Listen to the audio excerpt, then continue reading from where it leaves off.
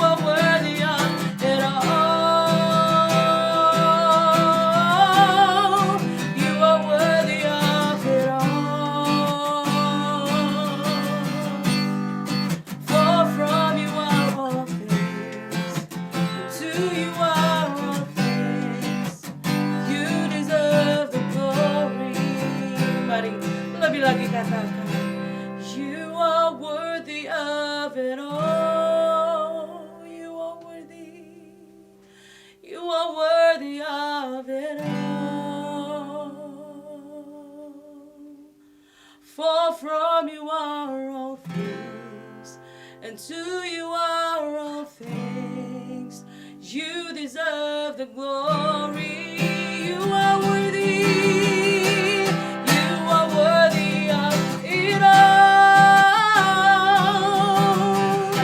You are worthy of it all.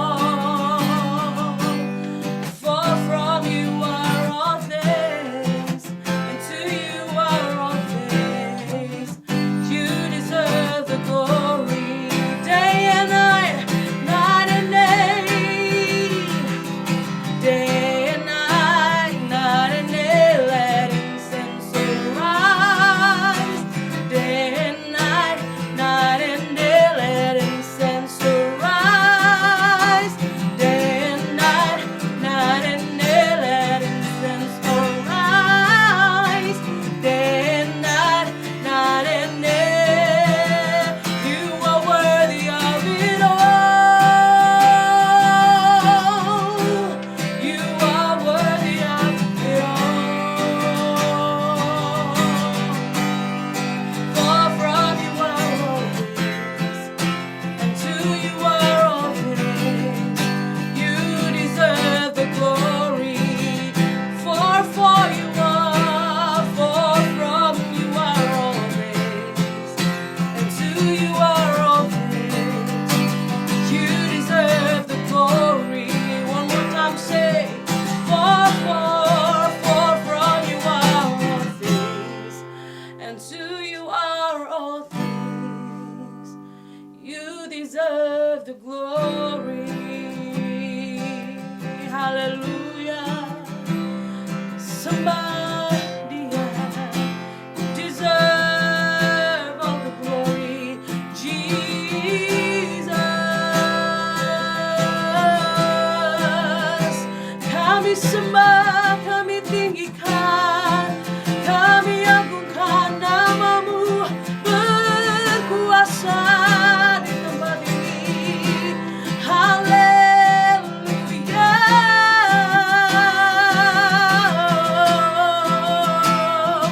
Yesus, we worship you, Jesus. We give you all the praise, Lord. Hallelujah. Somebody tinggikan dia. Hallelujah.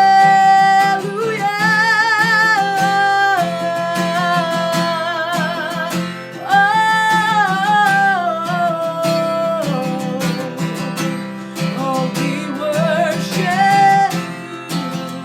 Kami sembah, kami tinggikan namamu, kami agungkan Engkau dalam hidup kami.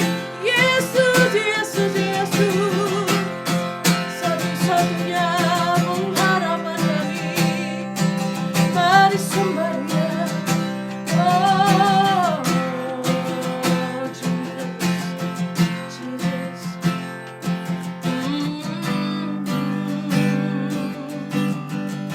We worship you, Jesus. Kami sembah Engkau, Tuhan.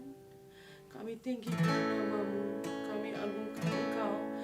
Dimanapun kami berada saat ini, kami percaya Roh Kudus, Engkau menjamah dan melawat setiap kami.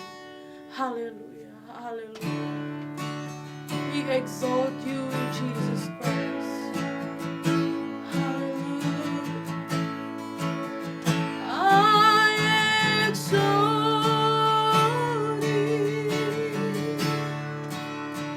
I exalt thee. I exalt thee. Oh Lord.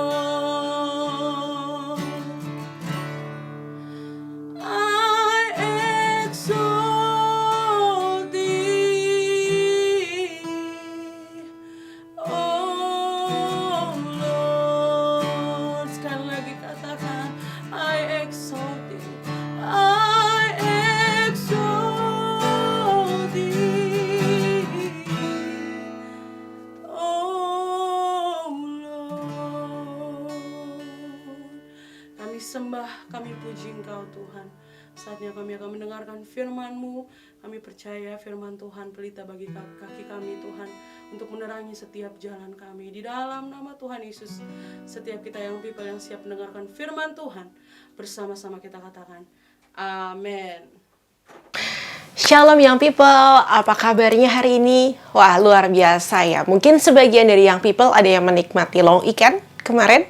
Ya, karena sebagian ada yang berpersepsi bahwa ketika tanggal 11 libur, tanggal 12-nya auto libur nih.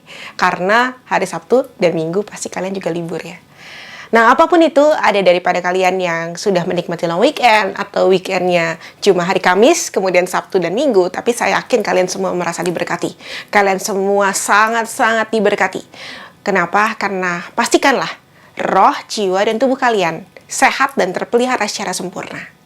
Nah, tidak hanya itu, banyak sekali jiwa dan roh di minggu-minggu ini tuh saling dikotor-kotori, saling kotor mengotori oleh dunia. Kenapa? Karena banyak banget pemberitaan zaman sekarang yang sangat membuat kita kepikiran, membuat kita ngobrol-ngobrol, dan akhirnya kita terlalu larut dengan pemberitaan tersebut. Baik pemberitaan dari dalam negeri maupun luar negeri. Ya, kita nggak usah ngomongin politik deh, Young People, karena pasti nggak ada habisnya, betul? Tapi hari ini kita mau sedikit membahas tentang yang nyampe nggak ya ke politik gitu. Tapi kayaknya sih enggak ya, lebih ke percintaan. Nah, percintaan ini ada saya kasih kode ya, si KP sama FT gitu ya. KP ini adalah anak presiden ya, dan dia dulunya tinggal di luar negeri. Mungkin kalian juga tahu ya siapa Young People ya. Dan kemudian sekarang sudah for good di Indonesia, yang diduga sempat ngeghostingin si FT. Yang mana si FT itu adalah seorang yang ternyata anaknya si ini yang juga adalah ya orang-orang kuat lah di Indonesia gitu ya. Tapi saya nggak mau fokus dengan politiknya itu. Saya mau berfokus dengan ghosting ini, suatu wording yang jadi populer banget zaman sekarang. Kenapa? Karena orang-orang jadi mulai mengkhawatirkan. Orang tua mulai berpikir, waduh, anak gue kalau di-ghostingin kayak si FT gimana? Ada juga yang berpikir, wah, nanti gue kalau pacarin orang kayak FT gitu ya, nanti gue dikirain gue gak akan punya hak apapun nih atas hidupnya gitu, atas keputusan, kalau gue gak cocok gimana gitu ya, dan lain sebagainya. Dan akhirnya mulai nih, ada perbincangan atau ada diskusi tentang ghosting-mengghosting gitu ya. Kalau saya pribadi, saya melihat dari dua sisi. Satu, orang yang mengghosting, dan orang yang di-ghosting. Dan satu lagi nih, sisi dimana lu bukan yang di-ghosting dan lu bukan yang mengghosting. Ya, lu yang ngejudge dan lu yang ngomong-ngomong gitu ya. Kita pertama ngomongin dulu sama orang yang suka mengghosting. Kenapa orang suka mengghosting? Biasanya orang suka ghosting adalah karena dia, satu, tidak berani atau menghindari konflik. Yang kedua, orang tersebut merasa bahwa lebih baik seperti ini jalan keluarnya. Cuma ada hal itu doang. Apapun tujuannya, apapun alasannya, bisa jadi alasannya sebenarnya fine untuk diomongin baik-baik, ataupun alasannya unacceptable, sehingga akhirnya dia ghosting. Tapi apapun itu, dia nggak berani untuk ngomong, right? Ketika dia nggak berani untuk ngomong, terjadilah ghosting. Dan kenapa seorang bisa mengghostingkan dirinya, atau akhirnya membuat dirinya seperti ghost, terus kemudian hilang gitu, atau mungkin yang people ada yang nggak tahu ghosting itu apa, itu adalah menghilang tiba-tiba. Itu terjadi karena dia begitu ingin mempertahankan mukanya, sehingga dia tidak mau face to face, eye to eye untuk bicara apa adanya. Apa yang dipertahankan di situ? Untuk di-highlight adalah dia mempertahankan dirinya. Dia mempertahankan dirinya ingin terlihat baik. Dirinya ingin tidak ada konflik. Dia mempertahankan hidupnya. Wow, seakan-akan baik ya mempertahankan hidup ya. Bukankah manusia dan seluruh hewan dan seluruh tumbuh-tumbuhan, satu ekosistem adalah bertujuan untuk memelihara hidup. Dan untuk bertahan hidup, yes. Tapi kalau kamu mencintai hidup daripada kebenaran, di situ tuh satu pertanyaannya. Yang kedua adalah orang yang di-ghosting. Kenapa ghosting itu menjadi suatu hal yang menakutkan sedemikian rupa? Karena orang yang di-ghosting itu pasti takut nih. Karena udah over nyaman, udah zona nyaman banget nih sama orang yang berpotensi nge-ghostingin dia. Contohnya si FT itu. FT merasa bahwa mungkin KP itu sudah memberikan kepastian buat dia. Buktinya dia dijanjikan Desember 2020 dia akan menikah. Artinya apa? Identitas menikah dan keberadaan eksistensi KP sebagai pasangan hidupnya itu adalah sesuatu yang dia ikat. Dia merasa bahwa kebahagiaan dia hanya dapat terjadi ketika itu terjadi. Oke? Kita mundur sedikit ya. Kenapa orang takut di ghostingin? Adalah karena orang itu sedemikian berharap, bergantung. Ya ibaratnya kalau bahasa Indonesia zaman dulu adalah ngeglendotin orang yang berpotensi ngeghostingin. Padahal ketika orang itu merasa bahwa ini orang glendotan banget sama gue, dia akan dengan mudahnya ghosting karena ribet gitu. Jadi kayak oh kok ini orang kayak ngerasa banget ya kayak nggak bisa hidup tanpa gue gitu ya. Mungkin kalau lagu-lagu zaman dulu I can live without you gitu ya. Itu lagu-lagu yang common banget diterima oleh dunia. Dunia banyak banget ngomongin tentang lagu-lagu seperti itu dan indah sekali sepertinya. Nada-nadanya dijalin sedemikian rupa dan wow bagus sekali. Oke, jadi yang kedua, apa yang membuat orang sangat-sangat terikat dengan sesuatu hal dan takut banget dighostingin adalah karena dia bergelendotan dengan orang tersebut. Dia mengingatkan diri dengan orang tersebut atau dengan status tersebut atau dengan kondisi tersebut. Oke, status, kondisi, dan orang. Nyaman, bos. Tapi ingat, di dalam dunia ini tidak ada tempat nyaman.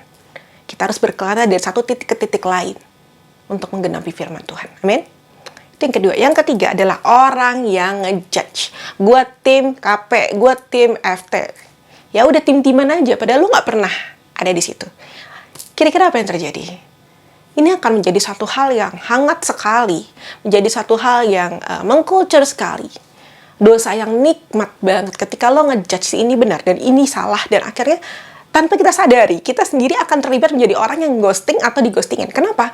Karena ghosting dan mengghosting bukan hanya terjadi pada suatu hubungan saja, tapi juga pada kehidupan sehari-hari. Sering banget ya, apalagi dalam COVID-19 seperti ini, ketika kita nggak bisa memenuhi suatu kewajiban, kita suka lari. Kenapa? Satu, mungkin kita nggak punya uangnya, ya, kalau misalnya adalah satu janji adalah utang piutang. Atau yang kedua, kita takut sama virusnya. Atau yang ketiga, kita suka kabur tiba-tiba gitu. Kenapa? Karena kita nggak tahu mau ngomong apa. Dan kita udah tahu nih sebenarnya gue ngeiyain janji itu cuma karena gue sungkan. Gitu ya. Dan ketika karena kita sungkan, maka kita kabur gitu ya. Karena kita udah tahu nih, oh, gue diajakin party sama temen gue gitu ya. Padahal gue tahu sekarang nggak boleh nih, lagi COVID-19 kayak gini, masih dalam PPKM, masih dalam PSBB, nggak boleh nih ketemu. Ya, tapi gue nggak enak, ntar gue dibilang gagal. Akhirnya gue pergi, dan akhirnya pas pergi, aduh, gue ngerasa nggak nyaman nih, gue kayak, aduh, salah banget. Akhirnya apa, dia ghosting. Ya ghosting dalam pertemanan gitu ya. Atau mungkin seperti orang yang utang gitu ya, kredit card ya, belanja foya-foya untuk lifestyle. Saya percaya kalau kita menggunakan suatu transaksi untuk kepentingan kemuliaan nama Tuhan, pasti Tuhan akan genapi. Tapi kalau kita pakai semua untuk kedagingan kita, nah itu yang terjadi. Kita akan ngeghosting sama penagih kredit, sama orang-orang yang kita di mana punya kewajiban dan lain sebagainya. Oke? Nah, ternyata nggak sampai situ doang, young people. Ada juga saat-saat ini adalah, mungkin kalian tahu ya, ada satu, bukan gosip ya, tapi cerita yang hangat banget di Oprah Winfrey, yang mana diperhadapkan adalah cucu daripada Queen Elizabeth. Ya, dia saat itu hari Minggu lalu, tepat 6 hari yang lalu, dia bikin suatu pernyataan gitu ya. Dia merasa keberatan dengan apa yang istana lakukan dan lain sebagainya. Bagaimana perlakuan istana terhadap dirinya, terhadap suaminya, terhadap anaknya. Gitu ya. Saya nggak perlu sebut namanya karena pasti young people juga udah tahu. Kenapa itu menjadi satu hal yang kontroversi? Saya yakin dan percaya karena istana mempertahankan harkat martabatnya. Masyarakat Inggris juga mempertahankan harkat dan martabatnya. Dan dia juga mempertahankan harkat martabatnya. Yang akhirnya terjadilah suatu kesimpulan dari apa yang terjadi selama seminggu ini. Bahwa orang saat ini saling berseteru satu dengan yang lain. Karena dia mempertahankan harkat dan martabatnya. Gue punya ini, gue kedudukannya ini, lo harus layanin gue. Gue udah bayarin kawinan lo harus ikutin cara hidup gue. Gue udah ikutin cara hidup lo harus ikutin ganti cara hidup gue. Kita saling mempertahankan sesuatu, entah kehormatan, entah uang, entah apapun juga, entah bahkan voice, nama baik, entah bagaimana kita bersuara juga, ya, voice. Tapi tidak seperti itu yang Tuhan mau. Silakan mungkin Kejadian 22 ayat 12 katakan di situ bagaimana Tuhan menunjukkan dombanya sebagai ganti persembahan, ya. Karena Abraham telah menyatakan imannya, menyerahkan Ishaknya untuk kemuliaan nama Tuhan. Apa Ishakmu saat ini? Apa yang mengganggumu saat ini? Apa yang membuatmu terikat dan apa yang membuatmu merasa bahwa dengan dia doang nih penggenapan visi Tuhan terjadi. Dengan dia doang nih hidup gue ada artinya. Cuma karena ini nih gue ada artinya. Lepaskan itu. Entah handphonemu, entah Instagrammu, entah YouTubemu, entah apapun itu. Selain daripada Tuhan tidak boleh ada yang lain. Selain daripada Tuhan tidak ada yang boleh yang lebih besar. Kita harus menyatakan iman kita, mendeklarasikan apapun yang membuat kita mencintai itu lebih daripada cinta kita kepada Tuhan. Serahkan itu. Kenapa? Satu, Tuhan tidak mau kita mengasihi lebih daripada yang lain. Yang kedua, yang dikasih pun juga nggak bisa buat apa-apa buat kita. Handphonemu nggak akan menyelamatkan hidupmu. Handphonemu nggak pernah mati di kayu salib seperti Yesus telah mati di kayu salib untuk kamu. Untuk kamu, untuk saya, untuk kita semua. Yang ketiga, pekerjaan daripada orang yang bukan berasal daripada Tuhan, yang menggoda kita, atau sesuatu atau apapun itu yang merupakan Ishak kita, pada akhirnya akan membuat kita hanyut, hancur, babak belur. Kenapa? Karena dia pasti endingnya akan ngeghostingin lo juga. Entah dengan cara apapun, dengan bentuk apapun, biasa apa tidak biasa, dia akan ngeghostingin lo juga dengan caranya. Entah pekerjaanmu, ingat pekerjaan pun punya masa pensiun. Kalau kamu menyembah-nyembah kerjaanmu, sampai akhirnya membuat segala sesuatu, ya lo marahin orang di sekitar lo gitu ya, kita jual, kita drag down semua, oke, karena karena gue mau ikutin caranya, ya udah deh, gue jual kebenaran gitu, gue turunin standar kebenaran, maka ya udah, itulah yang akan kamu dapatkan. Atau juga hal-hal lain, mungkin kita menomorduakan jam doa kita karena kita suka banget ngangkat telepon dia yang tabrakan sama jam doa kita. Ya udah, itu yang kamu dapatkan. Yang kamu dapatkan adalah bertelepon-telepon dengan dia, mendengar suara dia. Tapi kita harus lihat bahwa kalau kita memprioritaskan Tuhan, kalau kita memberikan yang terbaik untuk kemuliaan nama Tuhan, janjinya adalah mahkota kehidupan yang disediakan buat kita yang percaya kepadanya. Amin. Kita loh yang percaya Tuhan sudah memberikan kepastian buat kita. Kita udah dikasih golden ticket, yaitu rumah di surga, rumah di bumi, kenyamanan di bumi. Pasangan-pasangan kita di bumi tidak akan memberikan kepastian seperti Yesus sudah memberikan kepastian. Kak, tapi gue udah married, Kak. Terus gimana? Berarti gue harus tinggalin bini gue? No.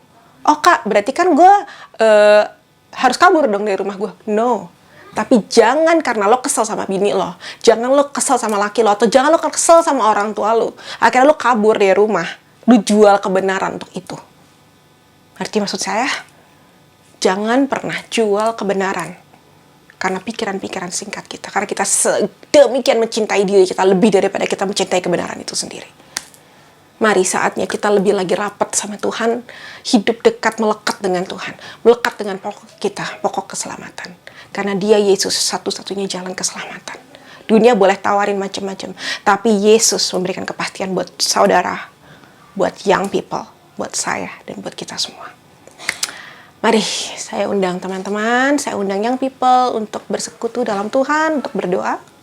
Mari pejamkan mata, mari ingat apa yang pernah terjadi dalam kehidupan saudara yang sekiranya membuat saudara lebih mencintai itu daripada mencintai Tuhan. Mungkin ketika saudara dipukuli oleh orang-orang di masa lalu saudara, atau pernah dibohongi, dibawa lari, atau mungkin pernah dikata-katai, dibully, dan menurut saudara hal itu lebih banget nyita waktu, energi, apapun itu, lebih daripada kasih saudara kepada Tuhan. Mari lepaskan itu, lepaskan pengampunan, deklarasikan, saya mengampuni, sebut namanya. Saya mengampuni siapa? Sebut namanya.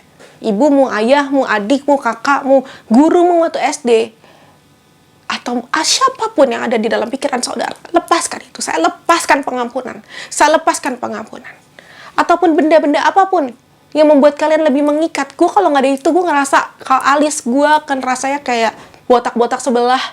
Atau kalau gue nggak pakai makeup, kalau gue nggak apapun, kalau gue nggak pakai jaket itu, gue merasa gue nggak keren, gue nggak cantik. Lepaskan itu. Bukan berarti saudara akhirnya bare face kemana-mana, no. Tapi jangan saudara mengikat diri lebih daripada saudara mengikatkan diri pada Tuhan. Apapun itu. serahkanlah dirimu kepada Tuhan.